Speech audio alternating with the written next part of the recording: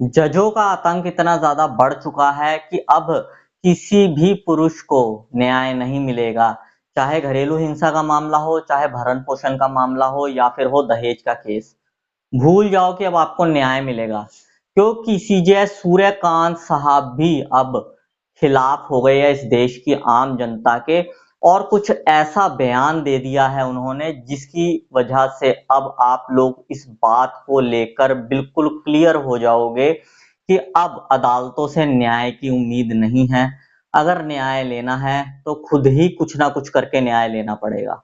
दोस्तों, क्या है पूरा मामला, इसी टॉपिक के ऊपर आज की इस वीडियो में हम बात करेंगे। इस वीडियो को बिना स्किप करे पूरा जरूर देखना ताकि पूरी जानकारी आप लोगों को ठीक से समझ में आ सके। और दोस्तों, अगर आपने इस चैनल को अभी तक सब्सक्राइब नहीं किया है तो चैनल सब्सक्राइब जरूर कर देना, जिससे आने वाली सभी लेटेस्ट वीडियोस की जानकारी सबसे पहले आपके पास पहुंचे।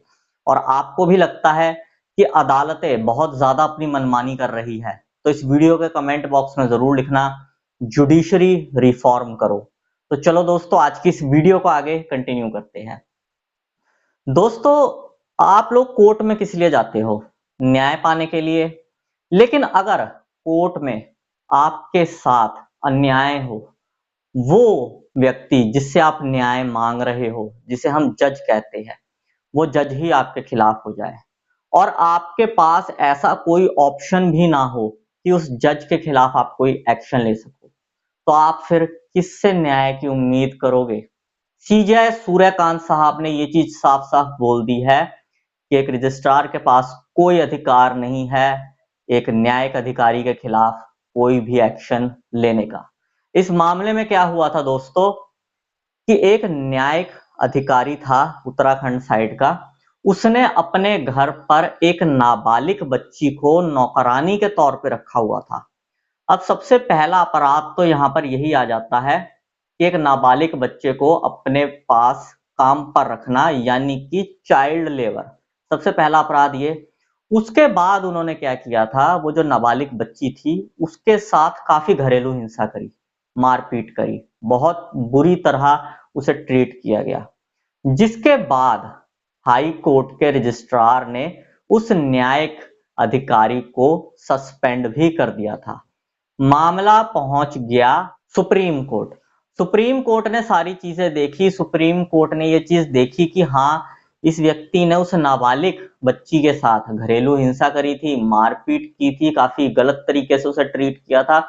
जिसके बाद हाई कोर्ट रजिस्ट्रार के पास एक रिट पिटीशन भी गई थी जिसमें उसे सस्पेंड करने के लिए कहा गया था और रजिस्ट्रार ने उसे सस्पेंड कर भी दिया था, जिसमें हाई कोर्ट के चीफ जस्टिस भी शामिल थे।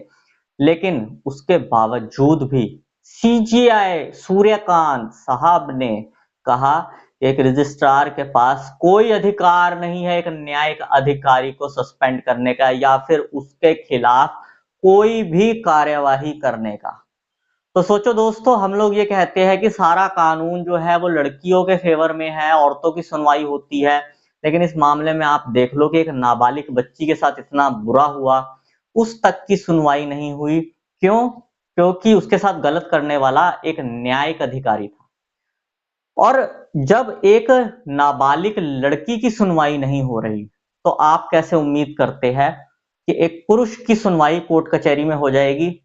कोर्ट कचहरियों में सिर्फ उनकी सुनवाई होती है जो पावरफुल लोग होते हैं, किसी बड़ी पोस्ट पे बैठे होते हैं, किसी बड़ी लेवल के गैंग के साथ मिले हुए होते हैं, या फिर कोई बड़े अपराधी होते हैं, या जिनके पास बहुत मोटा पैसा होता है।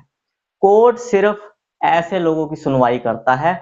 वो बेचारे जो गरीब है, निर्दोष है, मजबूर है, फंसे हुए हैं, परेशान है, जिनके साथ सच में अन्याय हुआ है या जिनके ऊपर झूठे मुकदमे दर्ज हुए हैं, ऐसे लोगों को तो और ज्यादा हरेसमेंट करने में लगा हुआ है हमारे देश का जुडिशरी सिस्टम। अब आप लोग खुद अंदाजा लगा लो कि एक बच्ची के साथ, एक लड़की के साथ ऐसा हुआ, उसे न्याय नहीं मिला, तो एक पुरुष 498 ए, दहेज केस, घरेलू हिंसा केस, भरण पोषण केस जो कि झूठे दर्ज करवा दिए जाते हैं, उनमें एक पुरुष कैसे उम्मीद रख सकता है कि उसे न्याय मिले? देखो, पहले हम लोगों को सलाह दिया करते थे कि अगर जज साहब आपके साथ पक्षपात कर रहे हैं, आपकी अपोजिट पार्टी की सुन रहे हैं, तो आप रजिस्ट्रार के पास जाकर उनकी कंप्लेन कर सकते हो, हाई कोर्ट रजिस्ट्रार के पास जाकर उनकी कंप्लेन कर सकते हो। लेकिन अब आप देख लो, सूर्यकांत साहब ने साफ-साफ कह दी है कि एक हाई कोर्ट रजिस्ट्रार के पास कोई ऐसा अधिकार नहीं है कि वो एक न्यायिक अधिकारी के खिलाफ कोई भी एक्शन ले सके। मतलब एक मौका जो आप लोगों के पास था, वो भी गया। तो अब आप लोग हिसाब लगा लो कि कोर्ट कचहरियों में आपको न्याय मिलेगा या नहीं मिलेगा, वहां आपके साथ न्याय होगा या अन्याय होगा। दोस्तों, पिछले कई सालों से हम इसी सिस्टम के खिलाफ आवाज उठा रहे हैं और मैं आप लोगों से भी काफी कहता था कि हमारे साथ जुड़ो, ऑन ग्राउंड भी हम मूवमेंट्स करवाते थे, लेकिन पब्लिक ने साथ नहीं दिया। मेरी आप लोगों से एक ही रिक्वेस्ट है, अगर आप ऑन ग्राउंड हमारा साथ नहीं दे सकते हो, कोई बात नहीं। आप सभी के पास मोबाइल फोन है, अपना फेसबुक उठाओ, अपना इंस्टाग्राम उठाओ और स्पेशली ट्विटर ट्विटर चलाओ। ट्विटर पर ये सब चीजें जो हो रही है, जो हमारे देश का जुडिशरी सिस्टम कर रहा है, इन सब चीजों को लिखकर प्रधानमंत्री नरेंद्र मोदी, गृह मंत्री अमित शाह और ministry of law and justice को टैग करो और ये पोस्ट लगातार डालो कि हमारे देश के जुडिशरी सिस्टम को रिफॉर्म करने की बहुत ज्यादा जरूरत है, इसे रिफॉर्म किया जाए, क्योंकि अदालतों में अब न्याय नहीं अन्याय हो रहा है। दोस्तों, सोशल मीडिया का ज्यादा से ज्यादा यूज करो और अपनी आवाज सोशल मीडिया पे रखो, क्योंकि आप सड़कों पर आकर अगर आवाज नहीं उठा सकते तो कम से कम सोशल मीडिया पर तो आवाज उठाओ। और अगर आप आवाज नहीं उठाओगे तो दोस्तों यही सब कुछ होता रहेगा जो हो रहा है। वो देखो, सीजे सूर्यकांत साहब ने हमारे देश के युवाओं को कॉकरोच कहा, कीड़ा मकोड़ा कहा।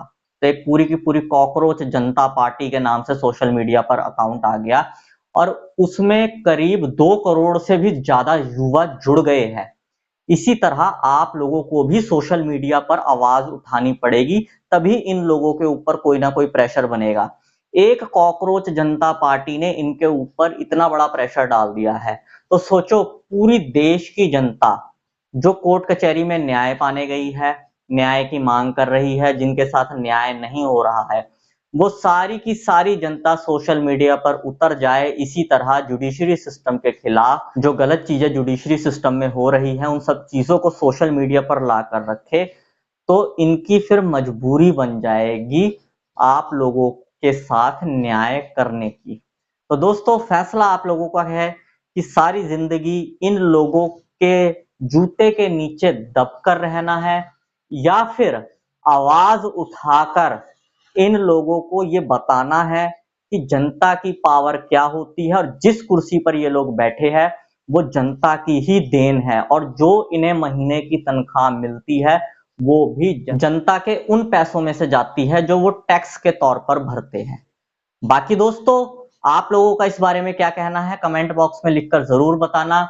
इस वीडियो को लाइक कर देना, सभी लोगों के साथ शेयर कर देना ताकि बाकी सब लोगों तक भी ये जानकारी पहुंच सके। मैं मिलता हूं आपसे अगली वीडियो में। Thank you very much.